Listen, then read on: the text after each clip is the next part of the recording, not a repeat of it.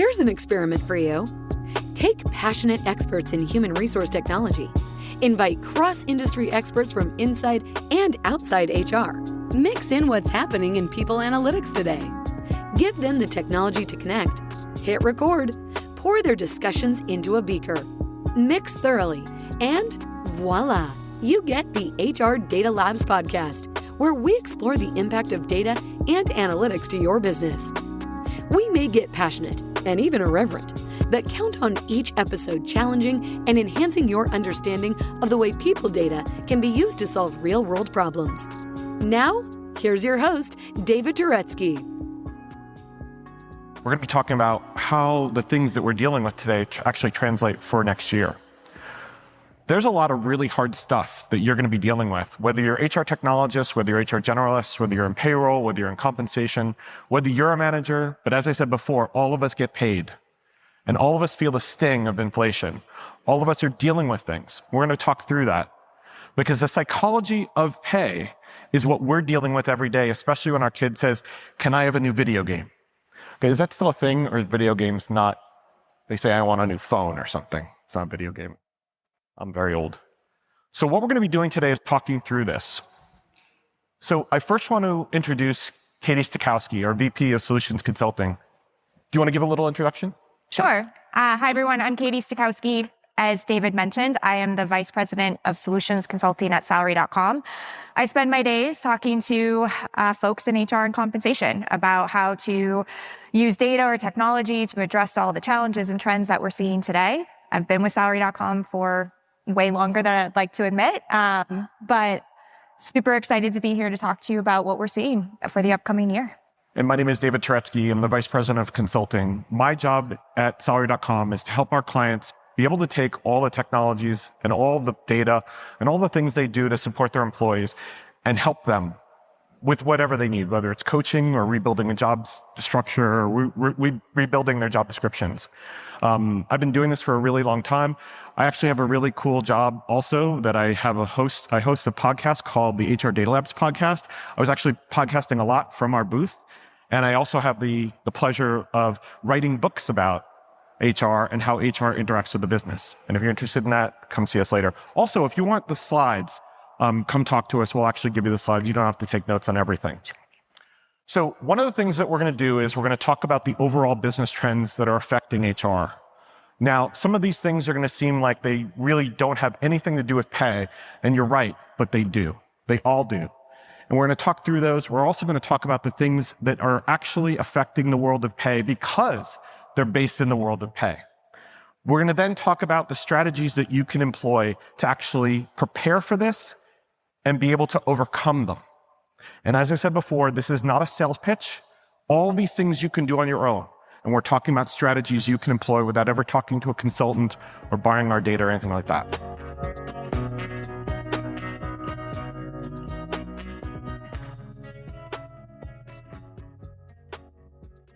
So let's talk first about business trends and things that we see in the world of HR. Some of these are going to seem like remote versus hybrid work. And people think that the story has been told on this. But as we've seen recently, the sentiment for employees is what? Welcome to The Human Role, your go-to podcast where HR and payroll collide with innovation. I'm your host, Tiana Neal, and every month I'm diving deep with industry experts and change makers, bringing you real talk insights, practical tips, and fresh takes you won't hear anywhere else. Whether you're a leader, practitioner, or just curious about the latest HR and payroll trends, I've got you covered. Ready to roll with the best? Tune in for fresh perspectives, actionable tips, and the knowledge you need to roll forward with confidence. Subscribe now and let's transform the way you work. I don't want to come back to work. And we actually just did a study which shows that more than 2/3 of employees do not want to come back to your office. But the pronouncements that we've seen from corporations are what? Come back to the office. So how do we actually reconcile this? It's not going to get solved. It's certainly not going to get solved in this room. But when we talk about pay and we talk about how an employee consumes pay to be able to deal with their lives, this is a key. Does anybody know that there are lots of labor actions going on right now? It's kind of like happening all around us. Even in Las Vegas, they're dealing with a labor action. It hasn't actually affected us this week, thank God, right? We're here at a conference and the culinary workers could have gotten out on strike, and what will we be eating? We also have prolonged inflationary pressures. And so for those of you who actually do the budgeting when it comes to compensation, you know that one of the things you've taken into consideration, we're going to go into this in a lot more detail, one of the things you've taken into consideration is, what is inflation at right now? What's going on with where the Federal Reserve is? And by the way, this is not a US, I know I have a friend who's from a different country. This is not a US issue. This is a global issue. Inflationary pressures and interest rate hikes did not just happen to the US. It happened in Canada, it happened in the UK, it happened all over the world. And so if you have a global multinational company, this is not just a US issue. But it affects every employee, how they eat, how they budget, how they save. Unfortunately, we also live in a world where there's a very unstable political environment. And for those of you who haven't seen, we've had problems with our government recently, where for the first time in the history of our country, we do not have a Speaker of the House. Anybody know the reason why that's important, especially for HR? That person's third in line from a succession perspective. Or is it second? It's second. Vice President and then Speaker of the House. So God forbid anything happens to our president or to the vice president, that next person is the Speaker of the House, right? Am I wrong? Somebody's got to know their government studies.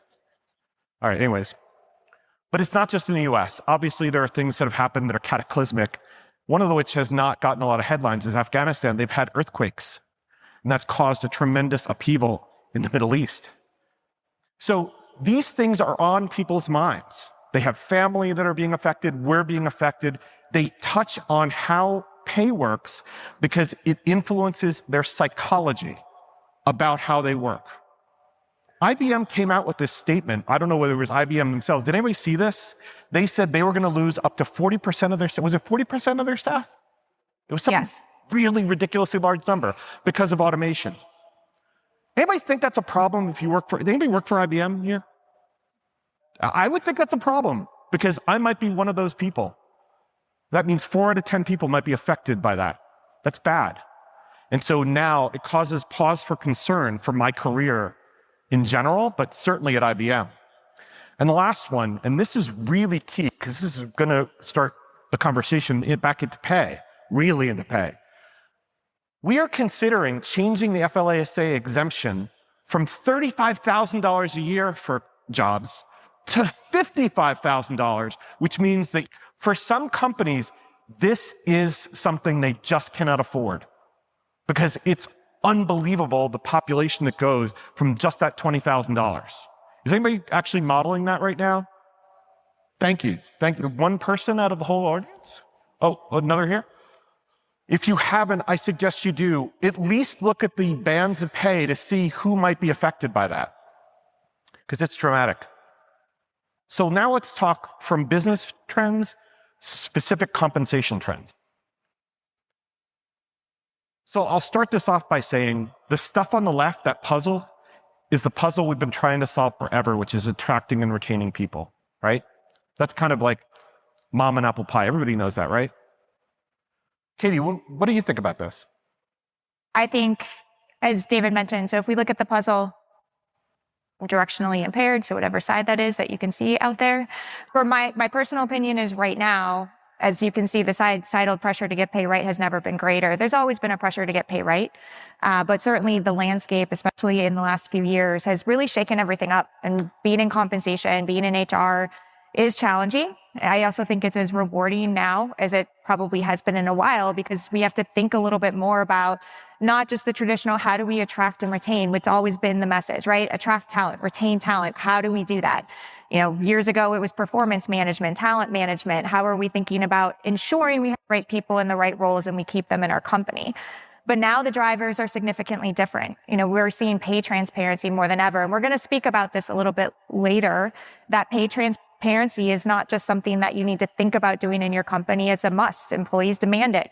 And what does that actually mean, though? What does pay transparency mean? And what's the expectation of how transparent you really actually need to be. But that ties even more greatly into what we're seeing right in the middle, which is pay equity. Okay. And pay equity now isn't just, how do I work with my employment lawyers so we make sure we pass the audit? Pay equity now is, how do we actually develop a culture of pay that has pay equity at its base, that we are actually building programs and processes to ensure that not only are we internally equitable, but we're externally competitive. But more importantly, do our employees actually feel that we are building a culture where your company equitably pays, and that is going to attract the right people and retain them through the door? Wage inflation. Probably all of you have struggled with the impact of, we had to overpay to get people in the door. And we'll see a couple of statistics moving forward that employees more than ever are willing to leave jobs, which leaves a lot of positions still open to fill. But then when you have to pay to get people in, what are you doing about the people who have still been there? So the challenges are great, but that means that there's a lot of different practices we can start to either revisit, go back to the drawing board, or think creatively on how as a company we want to tackle this. And I think leadership is forced more than ever to have table stakes to support some of the things we need to do now when it comes to addressing these compensation trends. So two of the ones that I pick on here that I thought would be bigger, because the size and the intensity matter. This is a word map that we did from a study that we undertook. The two that really jump out at me are the salary compression. For those of you who had to hire lower level positions or positions that are much more support or operational, the rates of those jobs have been much higher recently. And it's actually pulling skilled labor from skilled labor areas like nursing and teachers into the unskilled workforce. And that's increasing the rate of pay for those unskilled workers. And what's happening there is, because those rates are increasing and professionals and managerial levels are not having those pressures, that compression is getting much greater. And for those of you who manage pay, you're going to see this every day, because I have a lot of organizations that are turning to me to say, my salary structures are broken. What do I do about this? And the answer is, it's not necessarily your salary structures. It's what's happening in the market. And so it may make us change the way in which we manage pay for those different roles. And we're going to talk about those strategies in a little bit.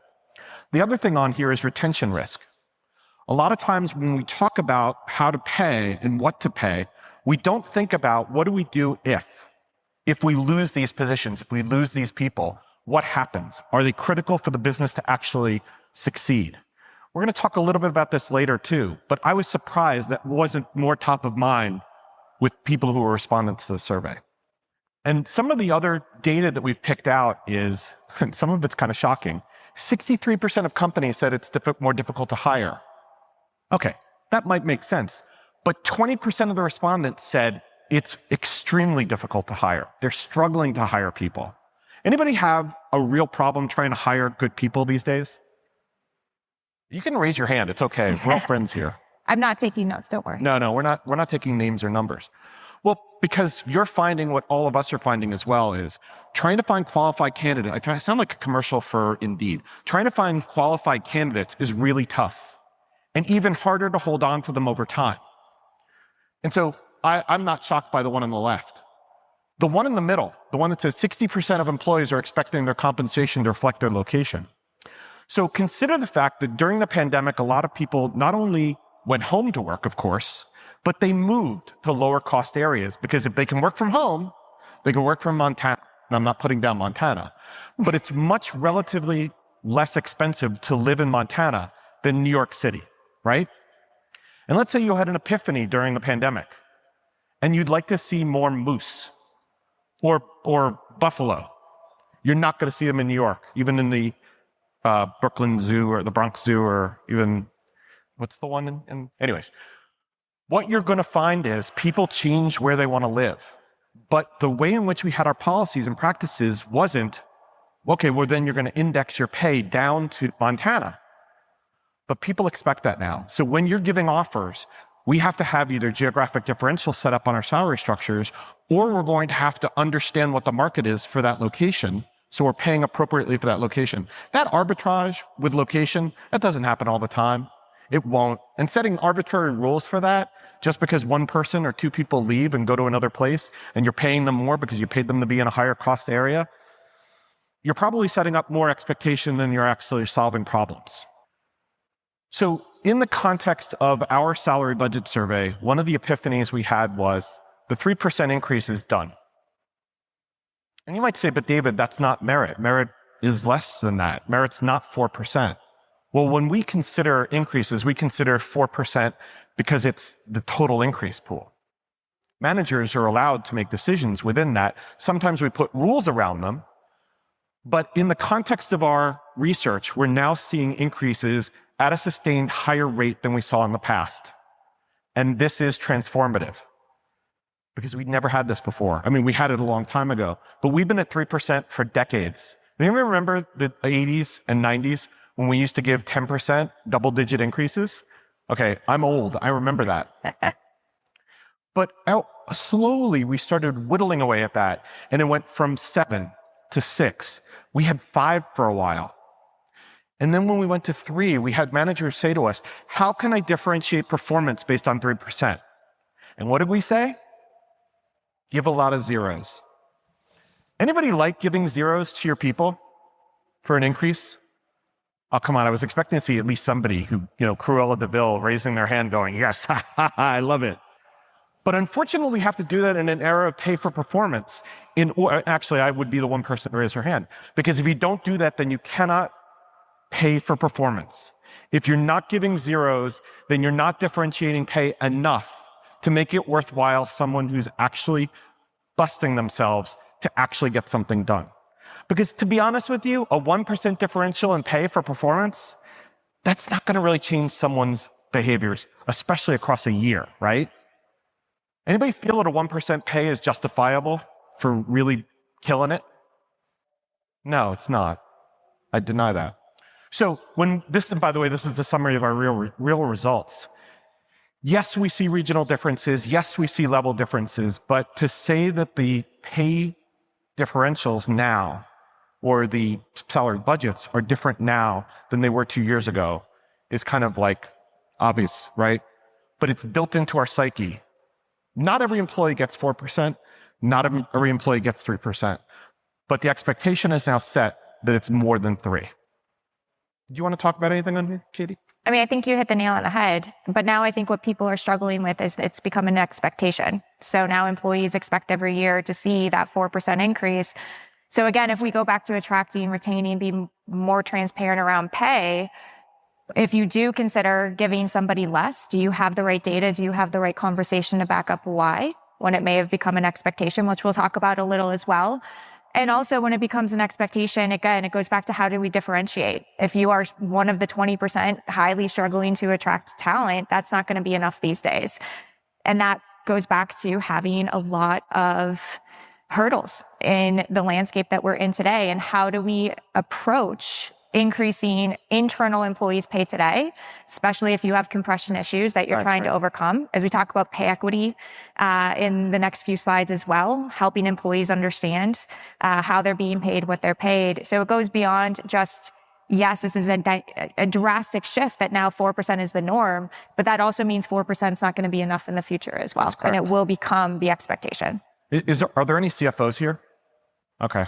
Well, so when you have conversations with your CFOs about this money, every dollar is precious, every percent is precious.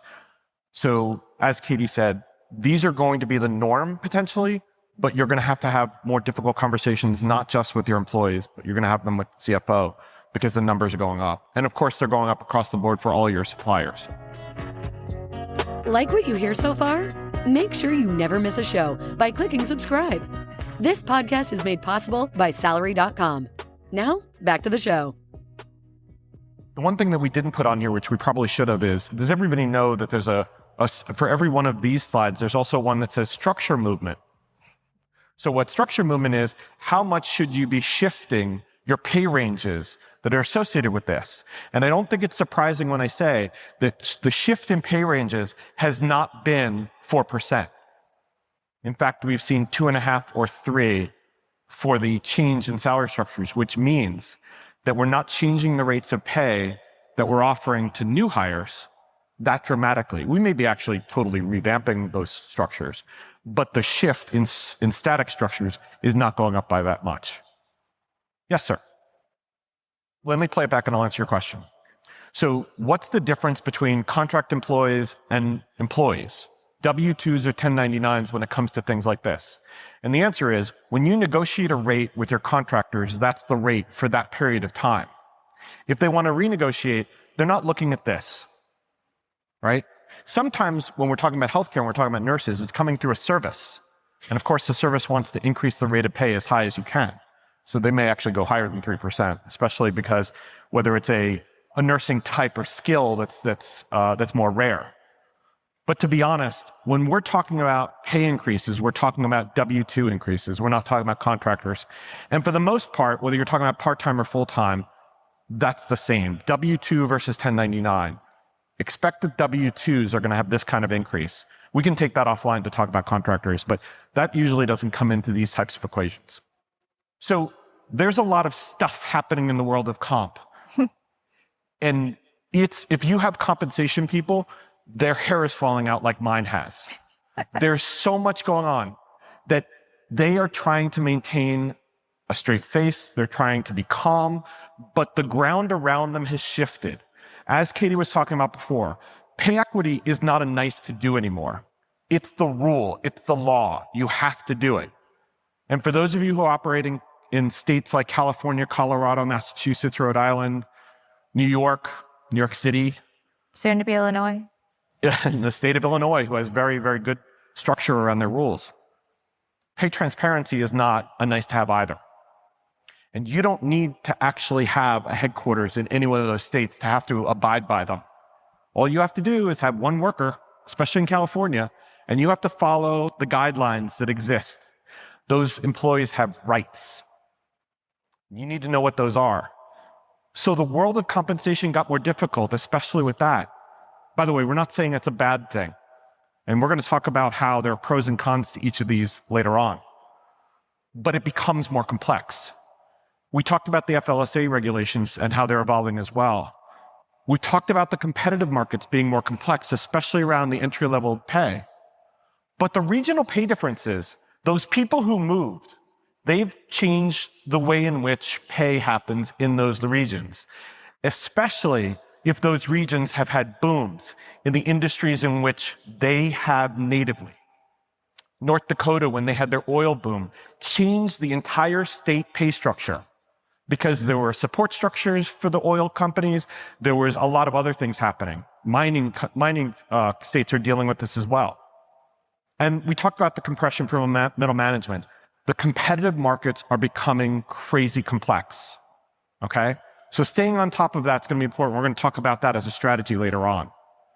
Jobs are becoming more complex. How many of you have workers who have more than one job? Okay.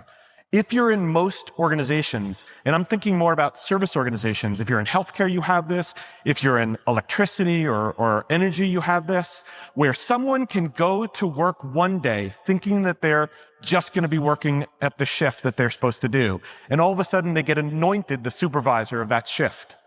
They're taking on a different job.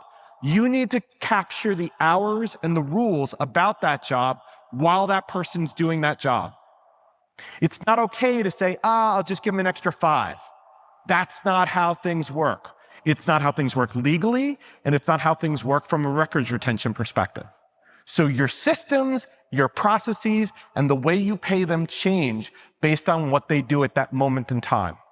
And it's not just healthcare, it's not just energy, it's tons of different businesses. We've never seen in the history of paying people the speed of change happening now. And the good news is that show floor downstairs, there's a lot of solutions that'll help you with it. Unfortunately, it's dizzying all the different things you have to do. There's not one vendor that can solve all the problems. Is there? Do you guys have one vendor? Please let us know. It'd be really cool. That's why this has made our lives in the world of compensation so difficult. Because I can't tell you there's one solution. There isn't. And being in compensation now is difficult than when I was a practitioner back in the 80s and 90s. Late 80s, by the way, late 80s.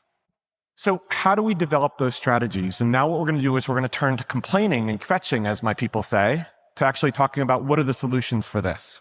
We're not going to go into each one of these now. We actually have 200 slides on this. So we're here for the rest of the day, right? You know this is like a 4-hour session. Just kidding. So we're going to talk through each one of these and each one of these in detail. The last one, the one that you probably want to hear the most of, is the least. Why? AI really hasn't worked its way into compensation as much. And to be honest with you, I'm not trying to solve that problem right now. We're all going to solve that together.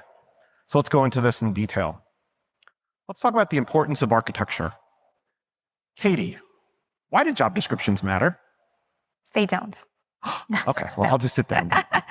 I think most people know job descriptions touch almost every aspect of total rewards, human resources, compensation, attracting your talent from recruiting perspective. Job descriptions matter because they help you ensure that employees understand what's expected of them. It helps you as a company hire and find the right people. It helps you understand who you have internally within the organization. It helps you identify what roles you may be missing, what gaps you might need to fill, and as well as help you accurately price your jobs. And especially now as we talk pay transparency, as we all know, job ranges are a necessity to have aligned with your job descriptions, whether you need to do that from a posting perspective externally. There's laws that say if an employee asks for a job range to be addended to their description, you need to comply. But more importantly, job descriptions matter because they really help, again, create the confidence in the employees that they understand what is required of them. Right. It helps them understand and be confident in the organization that they are paying them according to how they should be paid for the work they're being asked to perform. And compensation, that link between the employee and the employer to build the trust that they are valued within that organization. And you can't get comp right if you don't have accurate job descriptions. Doesn't mean you need a 6-page job description, but you need something that helps document the role of that actual work. But they're also not fun. No. They never end. They never are the piece that anybody wants to own. But because of that, they also have a huge impact across many roles within the organization, which we'll see in the upcoming slides as well. Anybody here write job descriptions as part of what they do? Excellent. One of the fun things about writing job descriptions that Katie just mentioned was it shouldn't be 6 pages. Why? Does anybody do all that work? Really? You may recruit for 6 pages, but they ignore like 3 or 4 of them, if not 5, right? And one of the things that pay transparency is going to do, especially as the state audits you, if they need to, is they're going to comment on how crappy your descriptions are, because no one does that. So we're going to be working very closely with our clients to make sure they have very clear descriptions and they understand what people are supposed to do. And the people who can help us with that are the managers who should own the work, because they're the ones who know what work needs to get done. And they do that in partnership with the employee about those jobs. Now, this is what we call the skills taxonomy, or part of the skills taxonomy. Katie, this is the fun stuff for us, isn't it?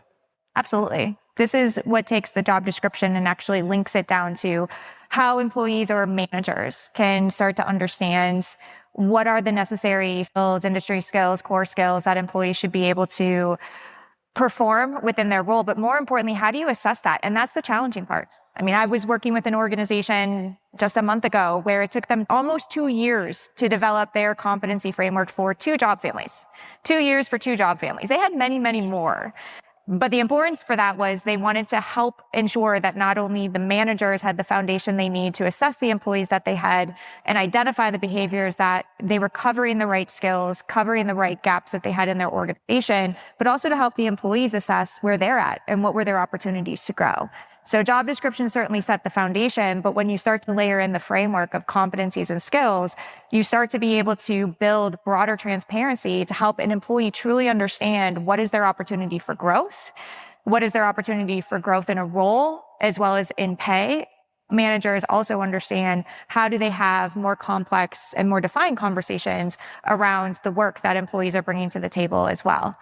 So this really is the fun stuff, but this is also the stuff that sometimes is a lot harder to get right or to even get off ground and to start an organization in general. Does anybody have career frameworks that they publish to their managers or employees? Excellent. Thank you. Those 1 hand. No, 2. I saw 2. one. Oh, sorry. One went up like half, one in the back. So it's kind of 1.5 do career frameworks. What a career framework does is it enables that manager and employee to have a conversation to talk about where my life, where my job, where my career can go. Instead of looking on Indeed or some of those other sites to say, where can my career go somewhere else?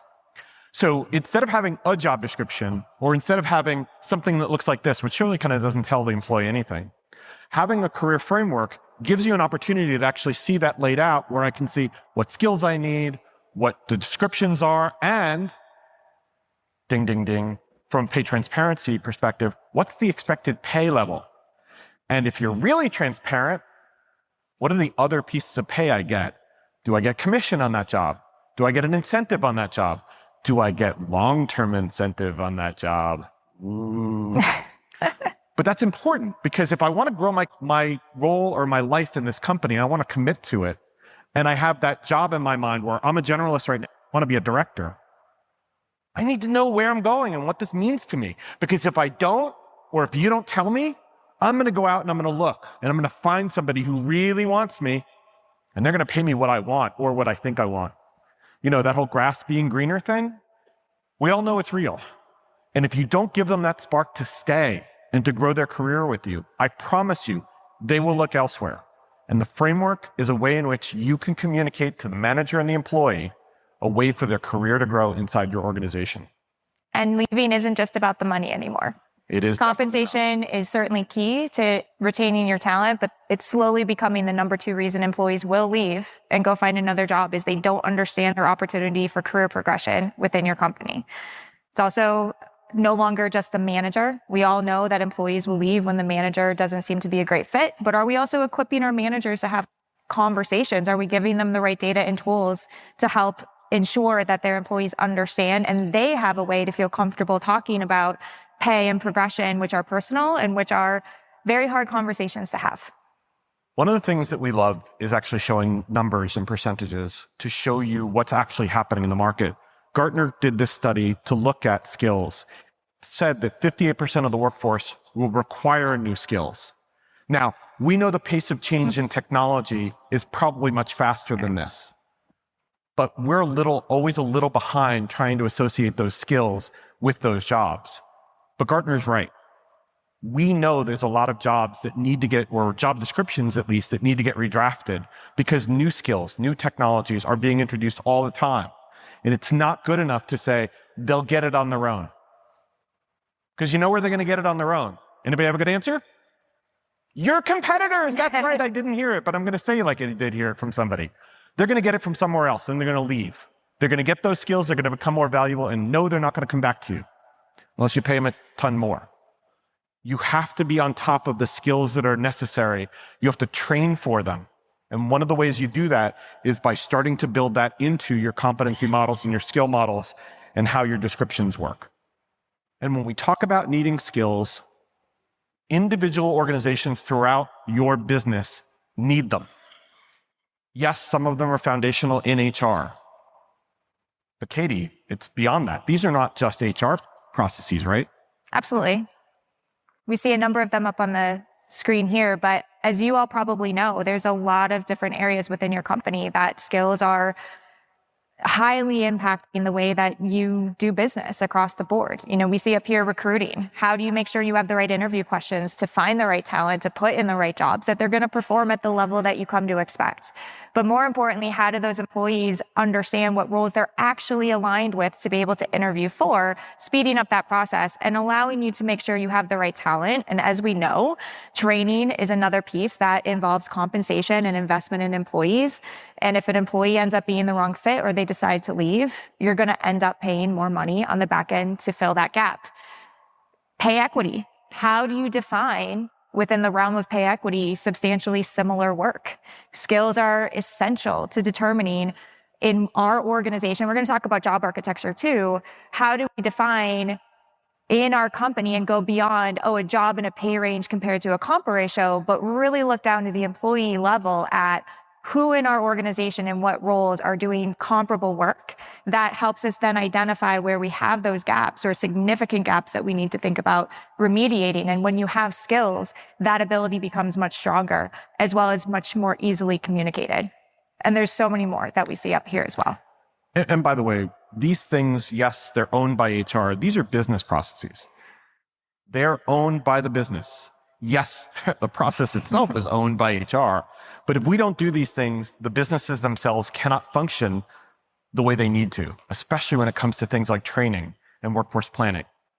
So while these seemingly are HR processes, as Katie said, they are also business processes. So now let's talk about, go ahead. So the question is, because we're moving much more towards skills, are job descriptions antiquated? Is that correct? So I'll give my answer and I'll ask Katie as well. First of all, job descriptions themselves are required. If you've ever gotten an OFCCP audit or you get other types of audits, they're required.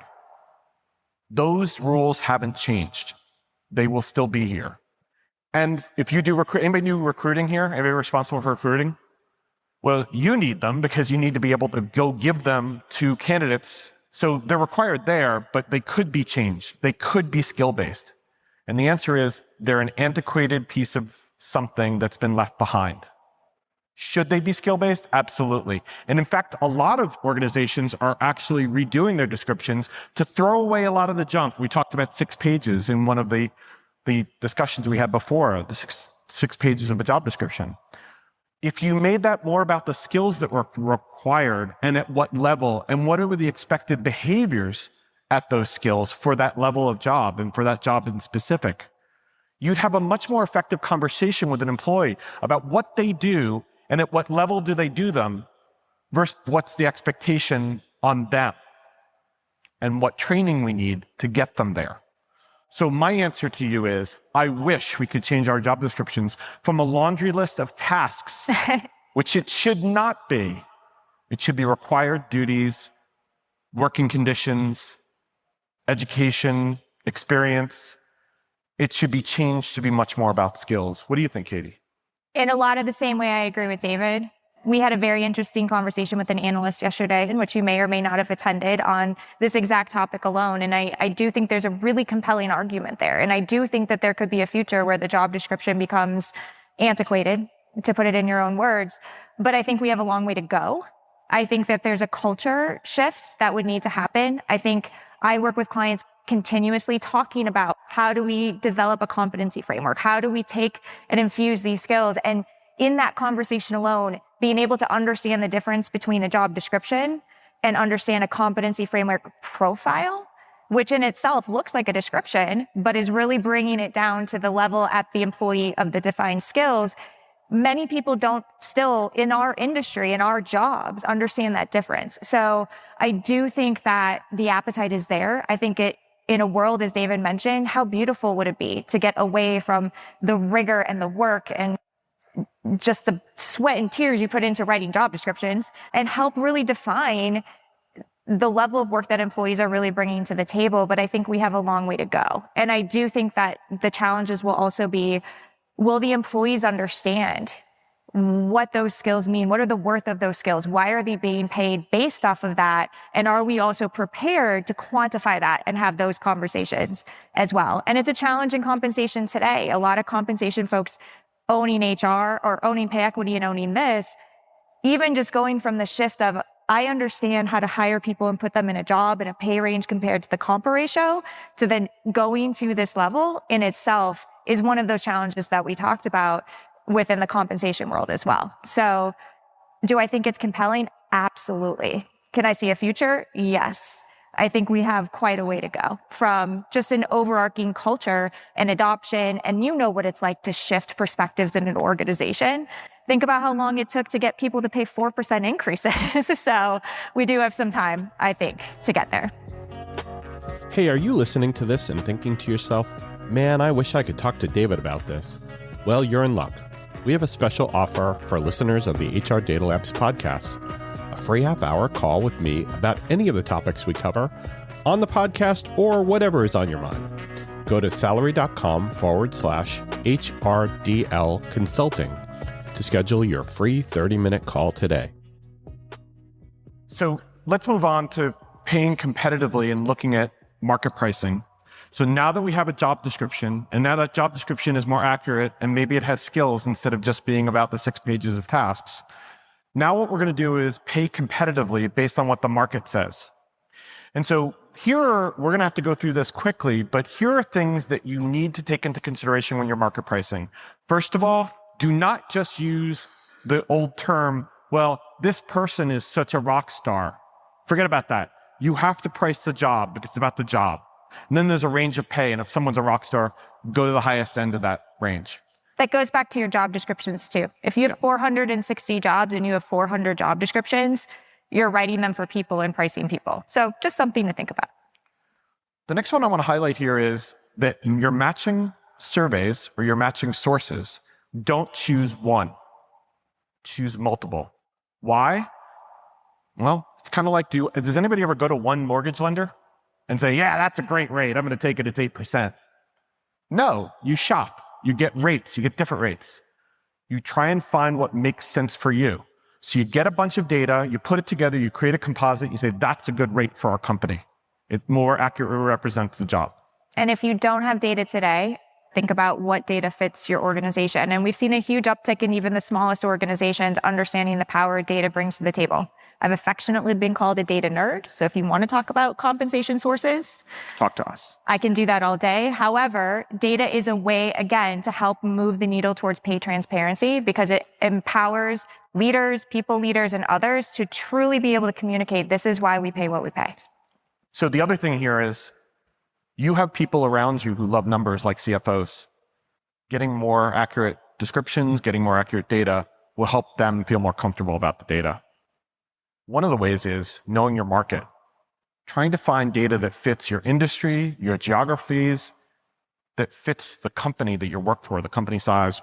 Maybe you're a nonprofit. I've seen a lot of nonprofits lately who've had to look at for-profit companies from benchmarking because they're not able to recruit against for-profit anymore. And so they're taking that as one of those sources to look at how they pay. Let's talk about pay transparency. It's really important. It's the law in many of the places in which you work or operate. One of the scary things that we found when we were doing this came from a salary.com survey, only 36% of companies have actually established a philosophy that explicitly talks about pay transparency or that commits to it. So think about California, think about Illinois, think about New York, think about Massachusetts, Rhode Island, all the states, Colorado, all the states we mentioned before. For those companies who don't operate in any of those states, okay, I get it. But I promise you, more of those 64% actually operate there, and they better start thinking about a philosophy or a strategy.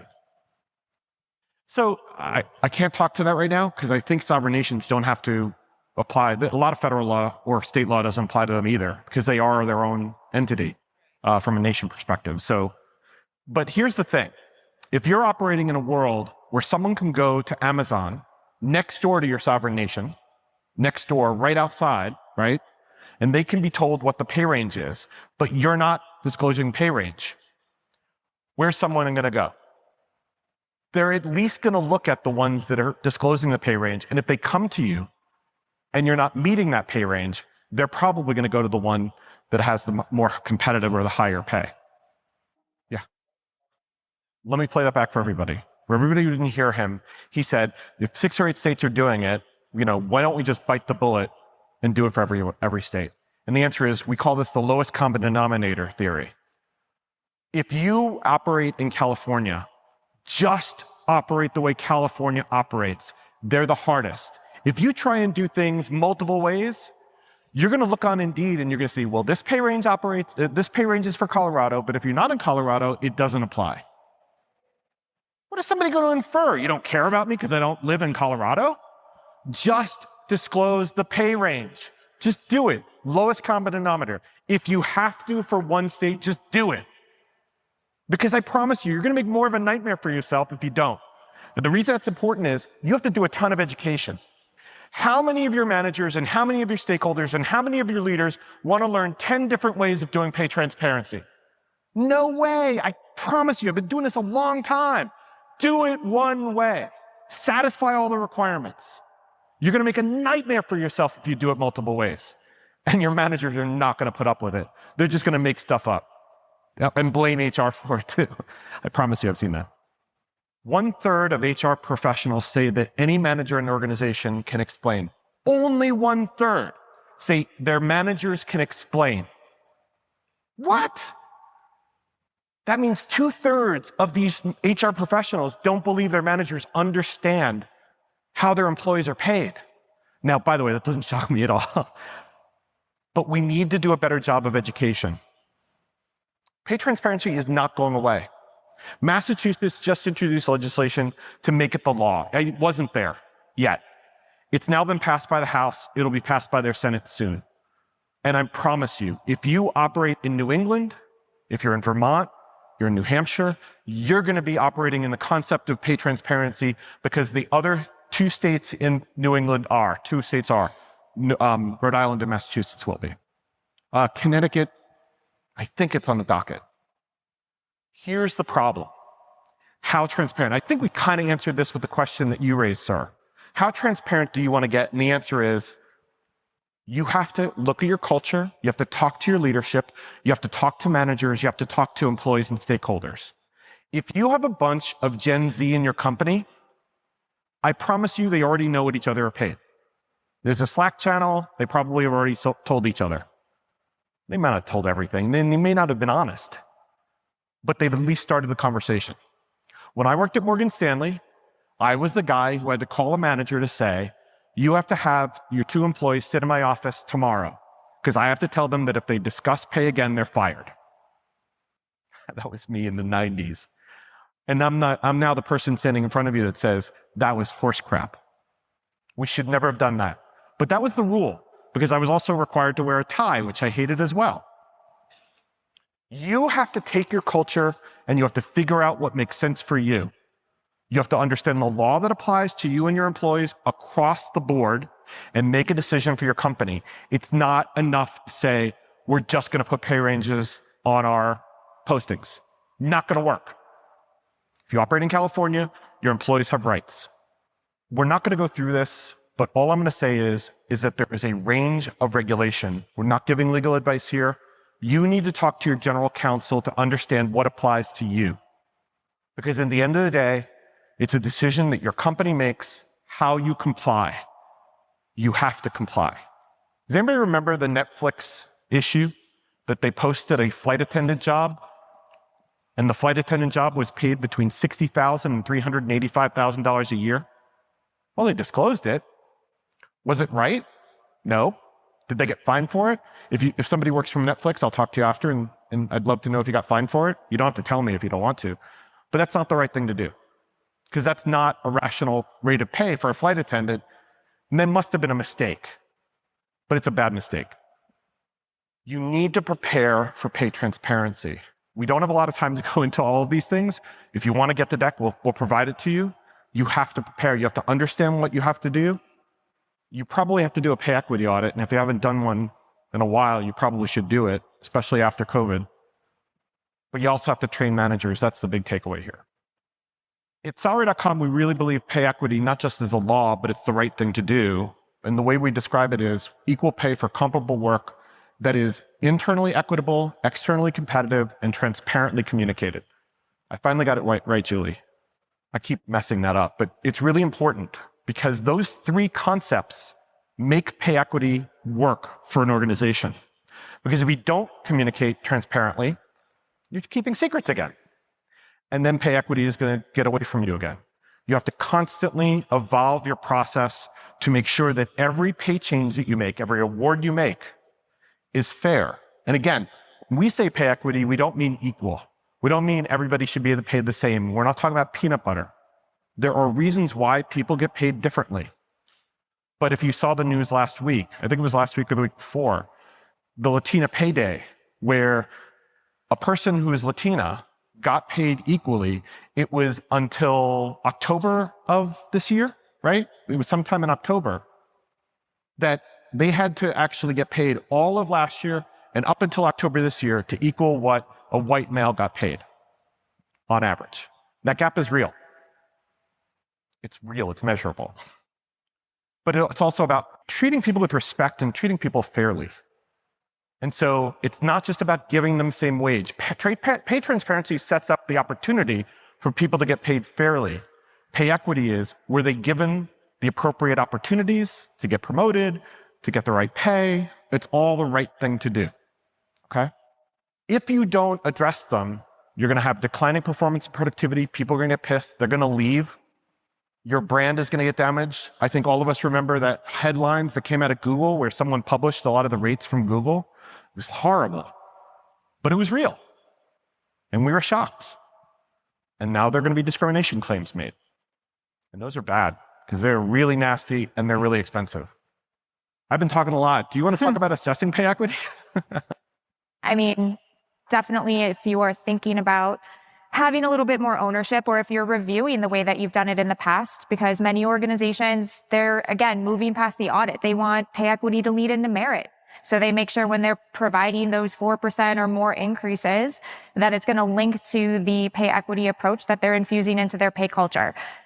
So first and foremost, as we talked about, understand your jobs, understand your roles, understand your job architecture. And we're seeing more and more companies go back to the drawing board when it comes to defining job families, functions, levels, and then the descriptions that go into that.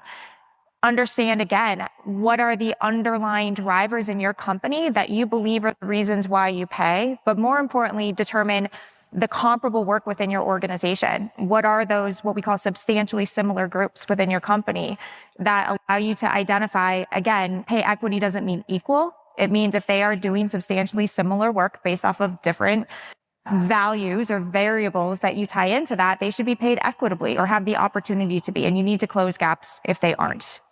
And the last thing that I would also emphasize is have a view of your external market as well, because pay equity shouldn't just be about, are we closing gaps anymore between men and women? Are we paying people within comparable jobs equitably? And more organizations now want to offer talent acquisition and recruiting, ranges of pay that tie to pay equity to make pay offers that align right into that approach that they're infusing as a culture. So just a few pieces there. We covered this a number of times, so I'm going to skip this because we're running out of time. Sure. So I think a lot of you have stayed just to hear talk about with AI, right? Because everybody's talking about AI. We had to have one slide. It was actually required by HR Tech Conference.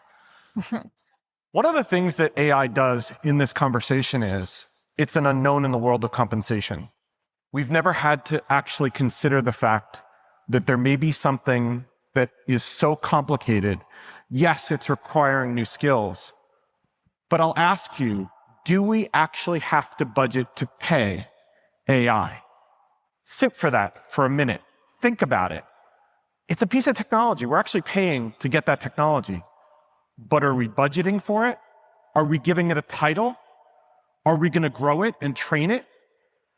Are we going to treat it like an employee? Or is it another piece of capital equipment? Or is it just a piece of software? I will argue that if you're introducing something that has skills, that has some kind of functionality, that is providing work that other people do, that you treat it like a person. You budget for it, you train it, and you make changes for when you have to promote it or change its job. I know that might seem really crazy. How many of you have heard of AI that actually have names? They do. We're trying to give personas to AI. We're trying to say, well, that AI, its name is Charlie. Charlie will do a lot of the administrative tasks that we currently do. Okay, what's its job title? Why don't we have a job description for it? Why don't we budget for it and train it? I know that might seem like I'm going into a dystopian movie, but start to think about this as something that something is going to do. It's actually taking work away from a human or enhancing the work of a human. So let's think about it as actually a budgeted position. Does it devalue work or make us more productive? How many of you ever heard the fact that when computers first came out, people said, wow, it's just going to be a distraction. No one needs that crap. The head of IBM at the time said, there is no reason that someone will need a PC on their desk or computer on their desk. It's one of those famous phrases that did not age very well. But what's the difference between that and AI? I challenge you to think about the world in which we may actually have to consider it an employee or maybe a 1099. I don't think I have to go through conclusion. I think we've talked enough. Anybody want to ask us any questions about what we've talked about before we end? Yes. So the question is, where can you pull in industry-specific or regional benchmarking data? Benchmarking sources like surveys, like a lot of the companies that exist downstairs, have data that survey across industries, that survey across geographies, and they will provide you what are called cuts of data. And those cuts of data go into geography, company size, company, whether the company is nonprofit or for-profit. They actually produce that. So if you go to your survey company, they actually have those cuts of data. Surveys have been doing this for decades. Do you have data today? Okay. There's also different types of data. So as David mentioned, surveys often will get down to the regional and the industry level, but ask if they are providing cuts that are that granular. There's also aggregate data out there that tends to then allow for a more defined scope, as David mentioned, because it can fill gaps using statistics and algorithmic regression. So there's a number of different options, but does it cover the right roles and then the right labor markets or industry that you're specifically looking for to make sure it's a really good fit for your benchmarking practice? And if you can afford, layer in a couple different perspectives so you really get a much more rounded perspective of the market to help you make the best pay decisions possible. Not always. There's free sites out there too. But free sites, you get what you pay for. Okay. Yes, sir. Qualitative versus quantitative methodologies on job evaluation. I started doing job evaluation in 1989. I don't think there's a one way of doing it. I would actually do both. I would get the numbers from the quantitative side, and I would also do a qualitative analysis as well. But first, the thing that's required is a good job description. So before you start trying to value your jobs first, make sure your job description is reflective of the job today. A lot of job descriptions were made prior to COVID, and I promise you they're different than they are today. It's a good question. So if you don't have any other questions, thank you so much. We really appreciate your support. Take care. That was the HR Data Labs podcast. If you liked the episode, please subscribe. And if you know anyone that might like to hear it, please send it their way. Thank you for joining us this week, and stay tuned for our next episode. Stay safe.